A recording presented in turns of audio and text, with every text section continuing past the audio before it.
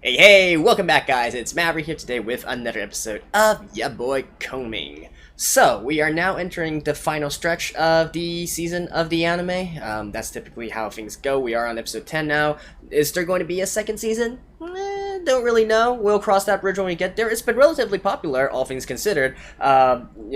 Especially due to its opening and other music and whatnot. It's funny, it's charming, etc., but don't really know, right? In any case, last episode we got into much more musically focused stuff, rather light on the historical references, but then again, I am loving this as well, right? I love that as a music anime, it kind of has to go back to its roots of music. We have the case of Nanami, we have the backstory of Azalea, and it is, it is a pure sort of like music industry kind of inspired story, right? Even though I have many things to say about how everything went down. If you guys are interested in that, do check out last episode, my musings for it. It's relatively long, but female rock bands from Japan, it is kind of a topic that I'm passionate about as well, beyond just history, Free Kingdoms, music, etc. But in any case, final stretch here. We have like less than 1 week before the end of the contest, the campaign where Eiko needs to reach 100,000 likes. Is she ready yet? I would hope so. Let's get into it and find out. Alright, let's begin in 3, 2, 1, play.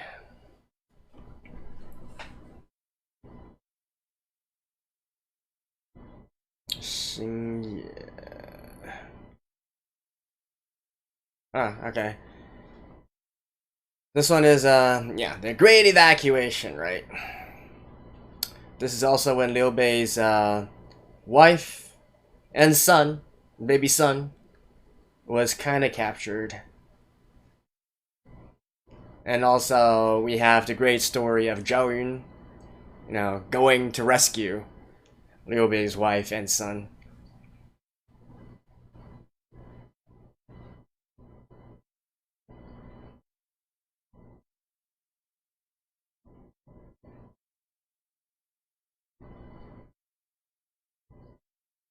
I'm not so sure about like singing for for the for the masses though.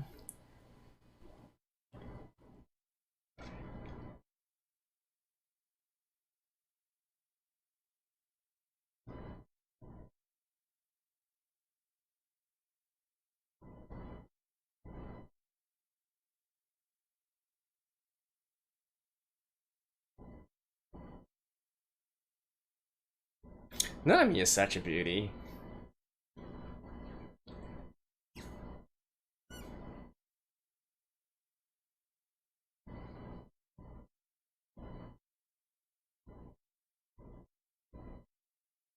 Alright.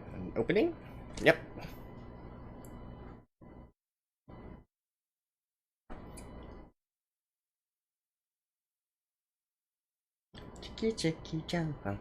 I mean, essentially I have nothing better to do. Maybe I'll talk a little bit about the reference made at the beginning of this episode. There's not really too much to talk about because that one is actually according to historical fact as well. At least the evacuation part, bring the public along, and so on and so forth. Now, as for whether or not Zhao actually, well, I think the saying is entering the enemy encampment 7 times in order to rescue Liu Bei's wife and baby child. That is more debatable. But I think according to historical records, something similar did happen.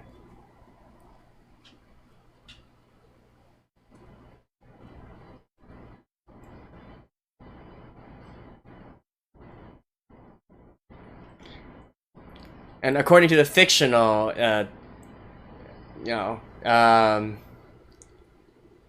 Romance of the Three Kingdoms, after Liu Bei's son was rescued, now, according to the fictional story, Liu Bei then threw the baby onto the ground, and basically he was saying like, you shouldn't have risked your life for my family or whatnot to Zhao Yun. Which some joke was what caused the concussion to his son, which made him kind of incompetent in the future. That's Another story, though. Alright, 6 days. What are you gonna do, Aiko?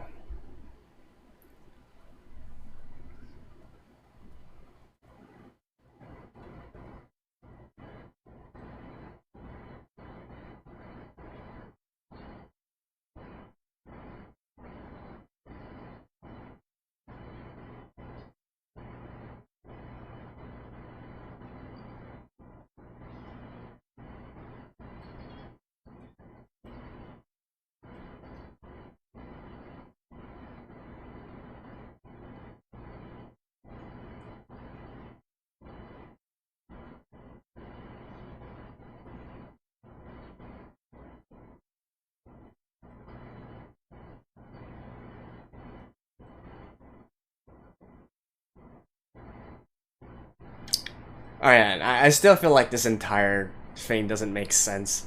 If you really want to train into the idols, I feel like there's better ways to get prospects for that. But, sure. And you know, seriously, hearing like, we've only heard one song from Azealia so far, and I'm actually kind of impressed.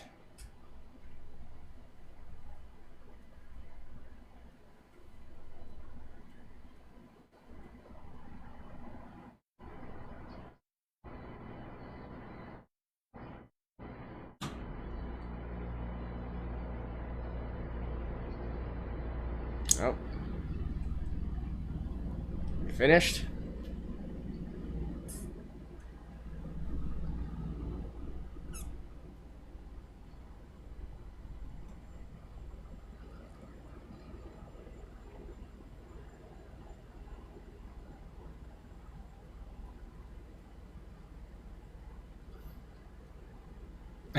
That's all she needs to go. Alright. Oh yeah, and by the way, still needs to battle with him, like, a day before, right?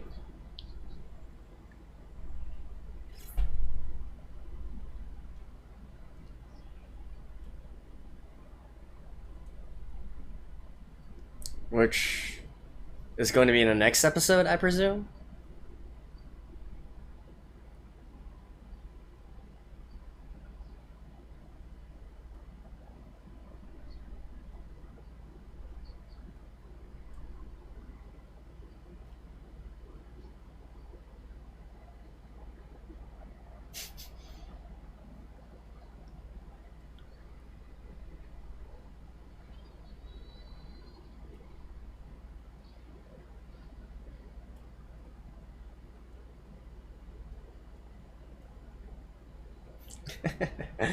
It's so funny watching that, I mean. This. She turned from Neo into Asniam.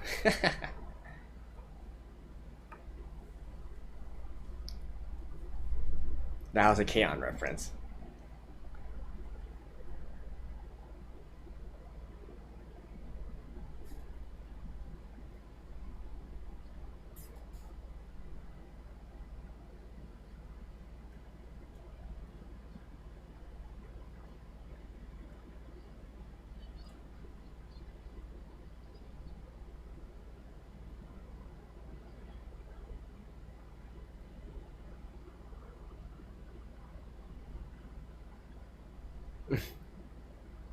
Okay, now she needs to think of a title.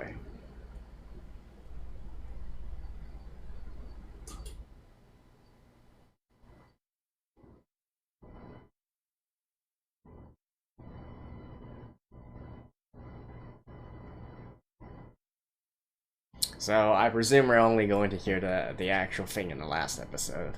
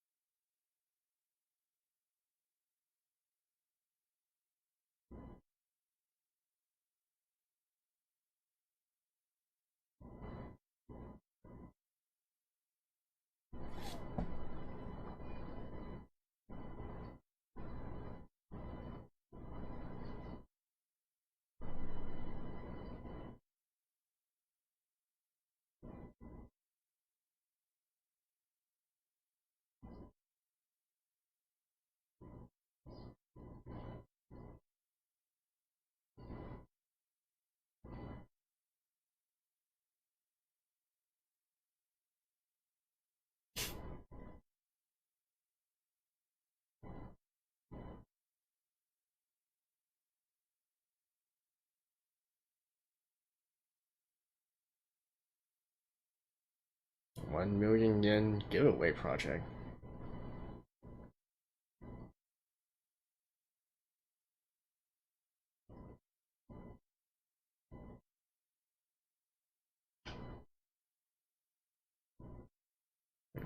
They're aiming for Dim Tour. Makes sense. Although, all things considered, like, if they do have the resources and backing of, you know, of a big company, I do wonder why they still need to enter into, like, this sort of more of a grassroots campaign kind of kind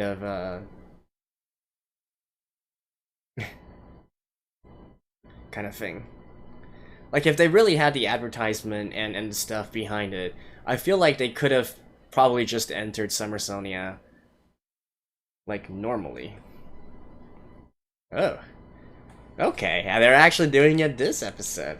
Alright, so I guess we're getting a rap battle for this one?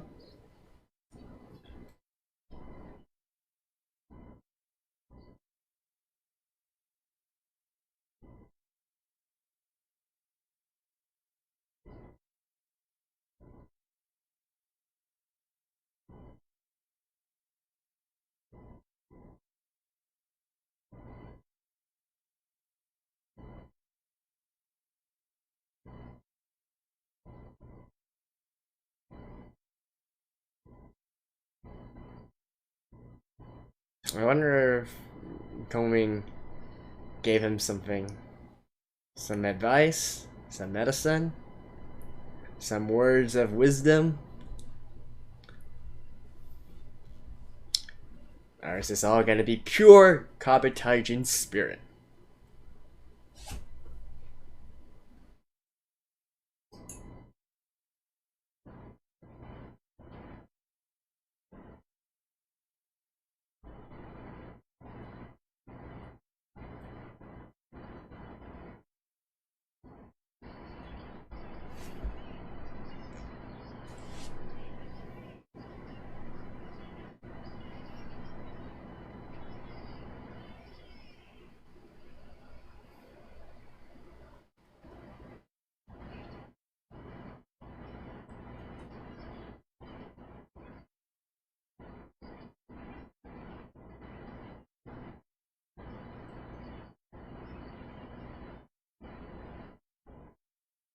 Doki doki.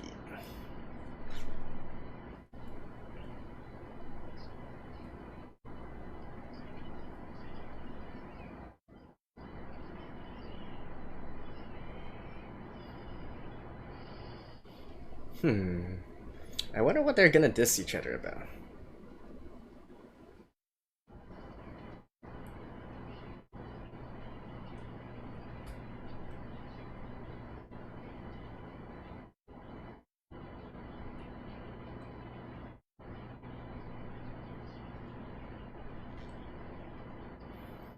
Nice. I do like this sort of like more jazz-inspired hip-hop.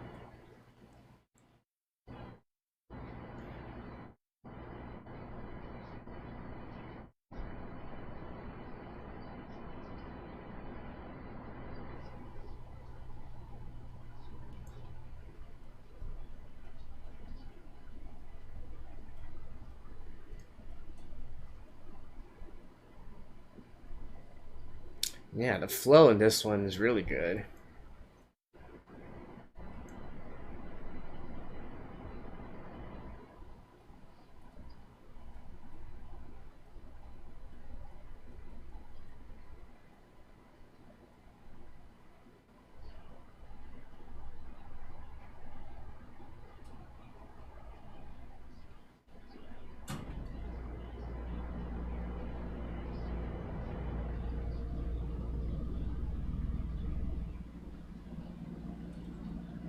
That guy knockout.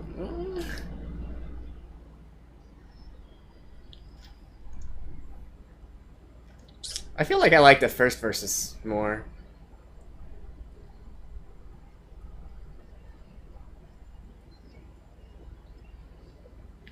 That was kind of fast though. I was kind of like waiting for.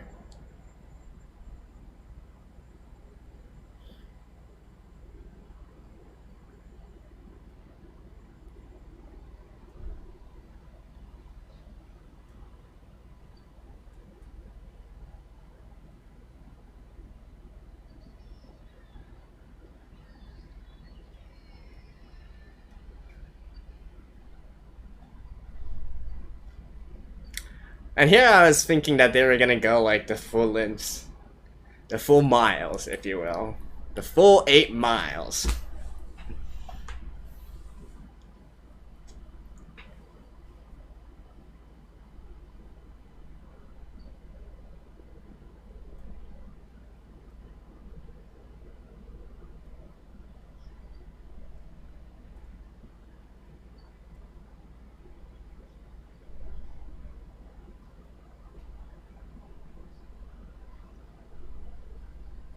Oh, Lumon.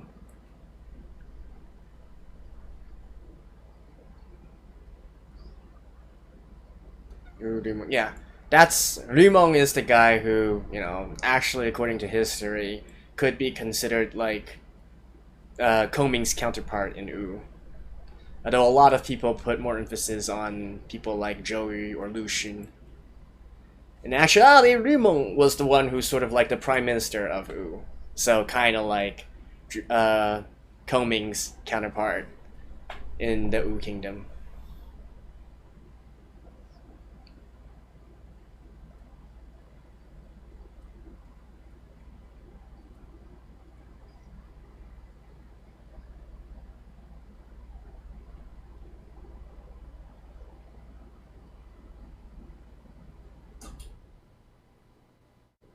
Oh, are we actually going to hear it? At least a sneak peek?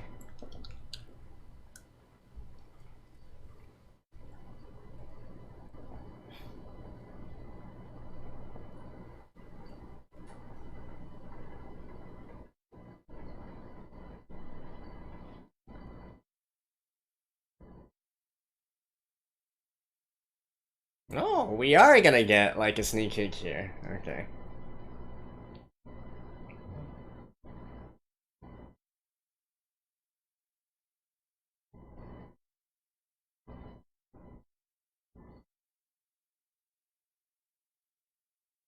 Hmm.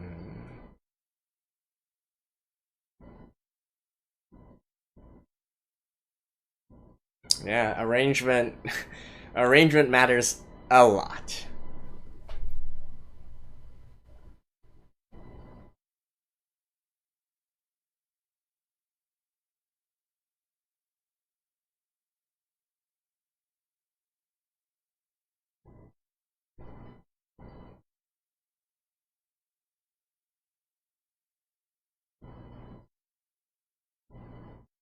And drop.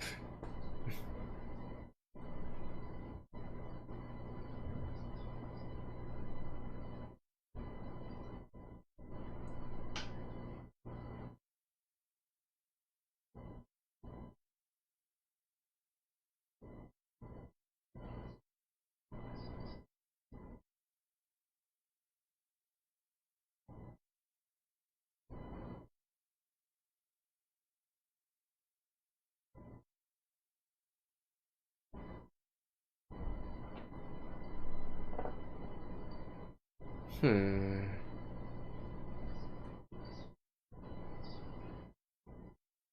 It actually, like, the intro for this doesn't really sound like.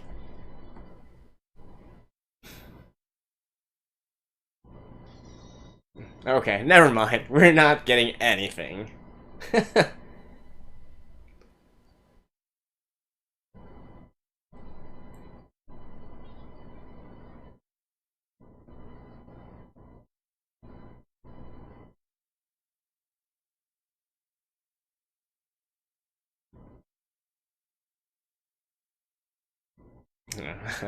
The free visits from Liu Bei.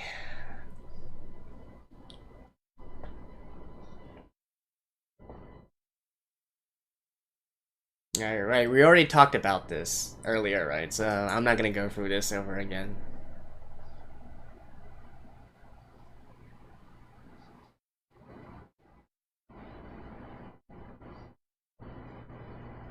Including the fact that he was originally sleeping. Like the first two times he was out, so Liu Bei could not meet him. The third time he was actually sleeping, taking an afternoon nap. At least according to Romance of the Three Kingdoms. As for actual history, nobody really knows.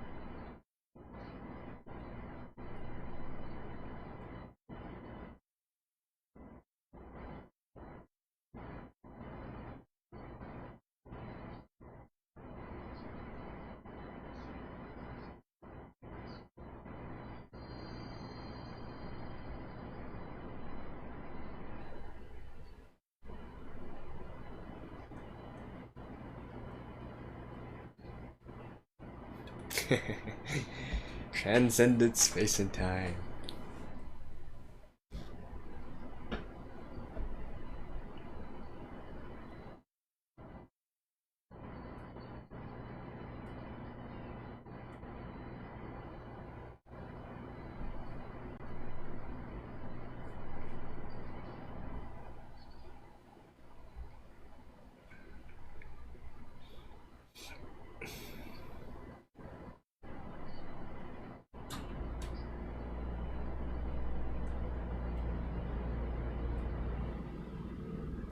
No?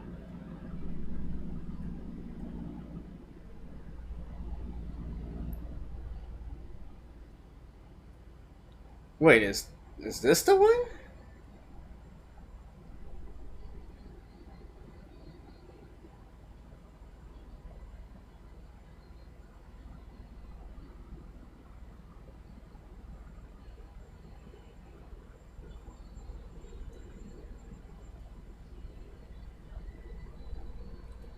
Okay. Kabe.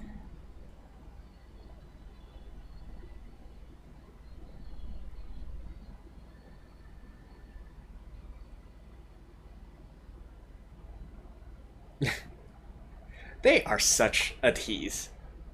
Such a freaking tease.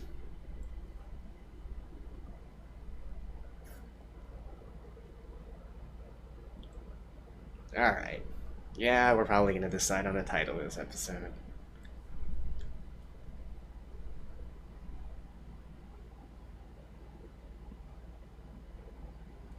Dreamer?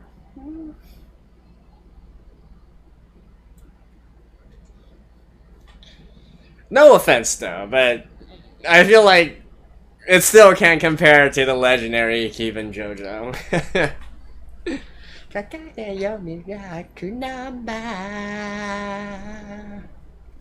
Alright. I'll see you guys after this. Alright guys, so finally after such a long time we do have Eiko's brand new song, Dreamer, and they are still being quite a tease about it. Like, I actually wasn't expecting them to let us listen to this much. I was thinking that we might hear like the demo that she had, and then the moment when the voice cut out when she started singing, I was like, alright, they're gonna keep this one in the bag. They're only gonna allow us to listen to it near the last episode or something. But hey, they actually gave us a little bit more, right? In fact, the first verse, right before the chorus and whatnot. I'll reserve my judgment on it for now. I don't particularly think it's anything special, if I'm honest, just from hearing it as it is right now, but we will see, right? In terms of music, I'm much more interested for this episode in the rap battle between Kabe and Sekitoba, and I gotta say, it's probably... No, I think it's definitely the highest quality rap we've seen so far out of all these 10 episodes, right? The beat was great, the flow was great, the rhymes were sick, and overall it was just great. I like the first verses from Kabe and Sekitoba more than their follow-ups, but especially Kabe last verse, I was... I can get why it became like a winner, because it's sort of like him, saying what he wants, right? Saying his newfound beliefs, his newfound conviction, and all that. But lyrically and rhythmically, I didn't really feel it was all that interesting compared to the other verses. In fact, I would even say I might have preferred Sekitoba's verses a little bit more. But hey, that's pure preference, right? And Sekitoba is the one who decided to forfeit at the end, right? So it's a moot point anyways. I mean, Sekitoba really, I feel like throughout all of this, you really just wanted Kabe to come back, and he knows talent when he sees it. He's a good bro, so that's that, right? We don't really need to do too much else about that. I was actually thinking that Kongming would utilize this opportunity as sort of like a stepping stone in terms of the 100,000 likes project to sort of like build up to it, but I guess that wasn't really the case. So we'll have to see about that, right? Because even if Eiko has this amazing song, or you can have the most amazing song, you're still not really going to get anywhere with it, right? In order for something to go viral or whatnot, you still need a bit of luck, you need a bit of, you need a little bit of knowledge, and you need Yeah, you need a lot of things, right? So I'm interested to see how exactly Kongming is going to go about it, but I'm sure he's gonna pull off a miracle as usual.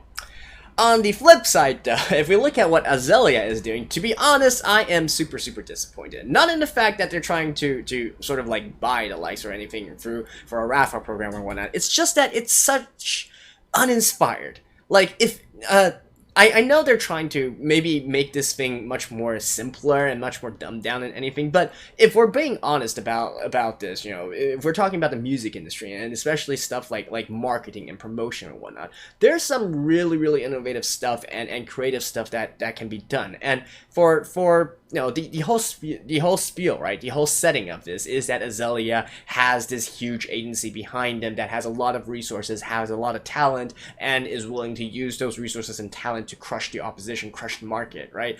I feel like they could have done a lot better than just simply a surprise concert with a raffle program. Like, that is...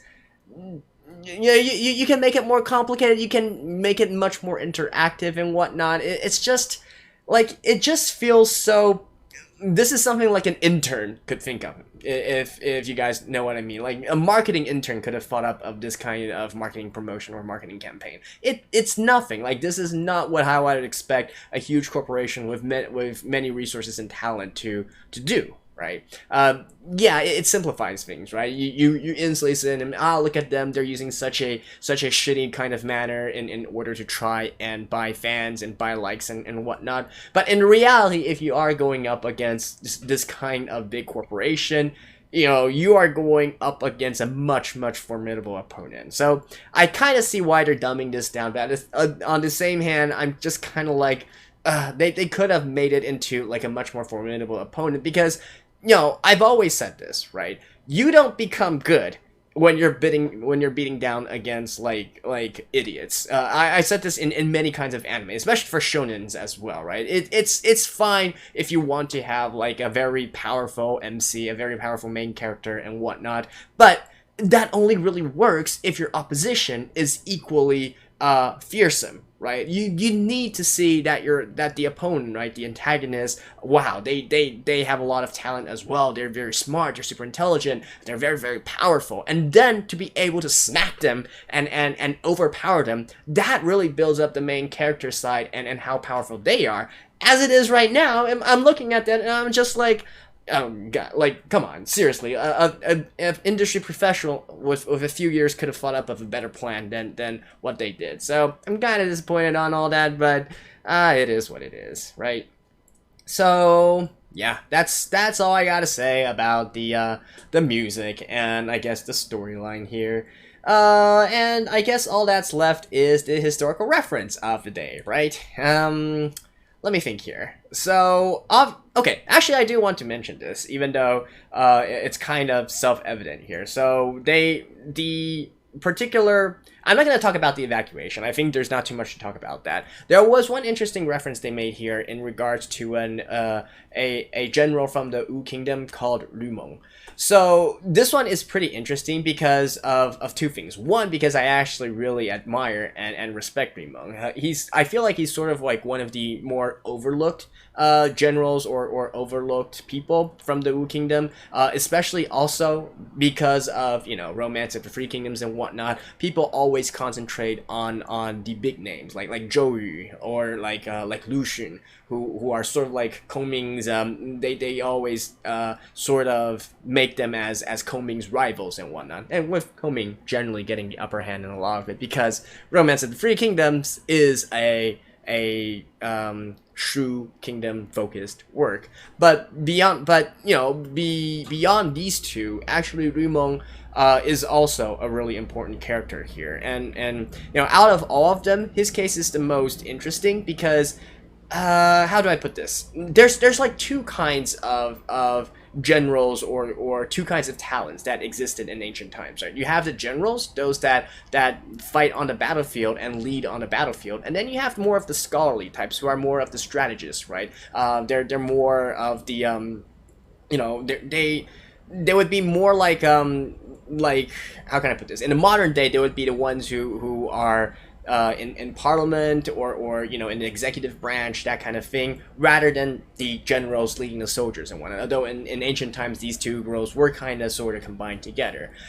So the ones I talk about, like Kongming, like Zhou Yu, like Lu Xun, those are more of the scholarly types. Whereas Lu Meng, he is kind of he was an actual general.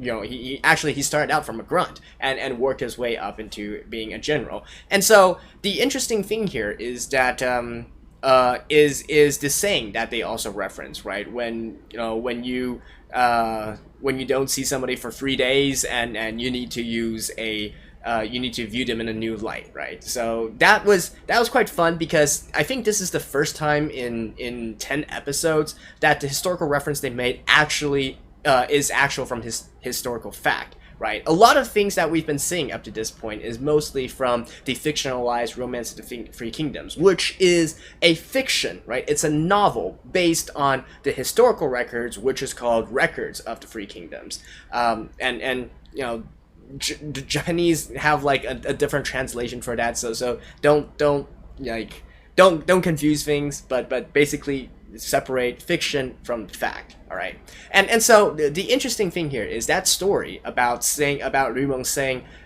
so the saying itself, right? 4别3日, which is basically like if you don't see someone for 3 days, you shouldn't be surprised at what they are capable of achieving or accomplishing during those times. Now that was actually spoken by, according to history, anyways, spoken by Lu Meng in regards to some other people, being astonished at his growth, because as I said before, right, he's kind of like a grunt and he worked himself up. If we were to use a modern day example, Kongming and Lu Xun and Zhou Yu, they would be kind of like the MBA graduates, right? They would be like the Ivy School guys. I guess that isn't exactly a full a fair comparison, but at the very, like, maybe not necessarily Ivy School, but they would be like the top tier graduates, like MIT or Harvard, Yale, that kind of thing, right? Whereas Lu Meng would kind of be like he would be the guy who worked up his position by starting out on the floors, right? Working the floors, like maybe he thinking of. Like literally, he's the guy who worked the cashier at McDonald's and then eventually grew to become like the CEO of McDonald's. Basically, that's what I'm saying here. So he is much more of a from a ground level and rising kind of guy. So it's easy to overlook him, but I do feel that his story is quite a good one, and that's why in the past he was kind of like ridiculed, because he was more of a grunt, right? He was more of a working level guy, but he actually applied himself to studies and whatnot, and so eventually became on the same level as the other kind of scholarly types as mentioned before. So that's why he was able to say proudly, hey, you shouldn't look down on me. If you don't see me for 3 days, I will already like be leaps and bounds better than I was 3 days before. That kind of thing.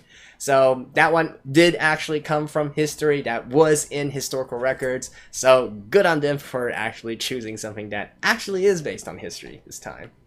That's fun. That is fun. Alright, so that was also the sort of like history story for today, and yeah, I think that is pretty much it, right? We have 2 more episodes, still waiting to see what exactly they do for their big surprise 100,000 likes project, and of course we are all waiting for the full performance of Aiko's song Dreamer. And with that in mind, well, I will see you guys next time. So until then, bye bye.